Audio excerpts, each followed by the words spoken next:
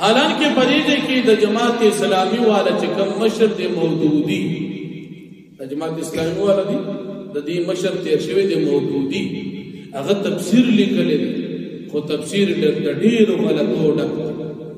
یو غلط خبر پکی دا لکلی دا چی ابراہیم علیہ السلام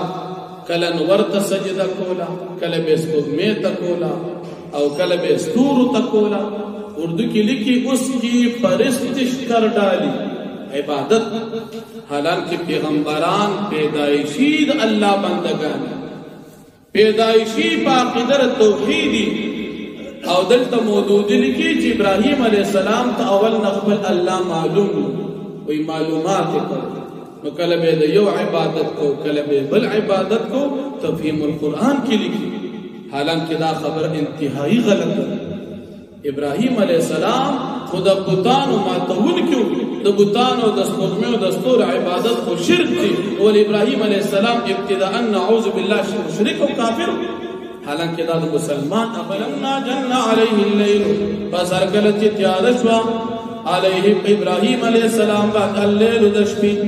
رآ کوکبن ویلی دلستوری نزہراستوری یا مشترستوری. قال هذا ربی اغا خلق چی دستور عبادت کو نامیتے آیا دا زما خدید استاسو بخیال کی دا خدید. فلما افرار کل چپٹ شد دستور قال لا احب الآخرین ابراہیم علیہ السلام او فرمیل جنق وقم پٹی دن کی تو خدیوی خدا پٹ شو نو پدکی خو نقصان در دا خدید زما وقم ندی. فلما رأى القمر باجغا فسرکل چولد ابراہیم علیہ السلام سکوگ میں باجغا خطن کی قال هذا ربی او ابراہیم علیہ السلام دے قوم مشرکانت آیدہ زما خدیر استاذ بخیال کی. فلما افلا فسرکل چپٹ شسکوگ میں قال ابراہیم علیہ السلام او فرمائل لئن لم يهديني ربی کچر مات ہدایت نوی کڑی زما رب لأکونن من القوم الضالین وخام خواب زوی دائے قوم نچا گمراہان دی. سنگ چتاز دستوگ میں عبادت کوئی داسی بمان کولو اللہ مات ہدایت کڑی زیتی سانتلی. فلما رأى الشمس باجغة فسرکل چولد ابراہیم علیہ السلام نور پختو باندی قال هذا ربی ابراہیم علیہ السلام او فرم آیدا زما خدید استازو بخیال کی هذا اکبر دا خدا مخکن غٹی. فلما افلت ارکل چنور پٹ شو مقامی شو قال ابراہیم علیہ السلام او فرمائل یا قوم زما انی بریء مما تشرکون یقینا ز بیزارم دا خدایا نجتا سے شریکان جوړوي دا اللہ سره. ابراہیم علیہ السلام شرک نکو اغیتوی دستاسو ملگر نیم نو دانا چی سجدی یوتا اکڑو.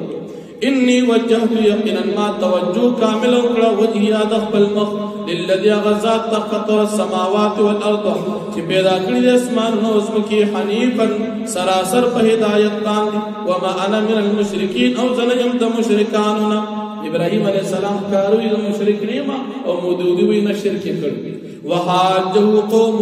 او مناظرہ اکڑ ابراہیم علیہ السلام دخل قوم سرا قال ابراہیم علیہ السلام او فرمائل اتحاجونی آیتا سو جگڑ کوی زما سرا فی اللہ اللہ پبارکی وقد حدانی و حال دار چا اللہ مات ہدایت کردی. ولا خافو زن یریگم مادا خدایانو تشرکون بھی چتا سے شرکان جوڑی باغی بندہ اللہ سرا الا ان یشاء ربی شیئا مگر اللہ پاک ان یشاء ربی مگر دا جو باری زمارب شیئن دس سید اللہ نے یریگم استاذ خدایانو نہ یریگم. وسع ربی کل شیئن علما او فراق دی رب زمان کل شیئن ہر سیستا علما پہ اعتبار دا علم سرا افلا تتذکرون تاسو سوچو فکر نکوئی. وکیفا خاف ما اشرکتم او زبسنگو یریگم دا خدایانو چی تاسو شرکان جوڑوئی. ولا تخافون حادار چی تاسو نیریگئی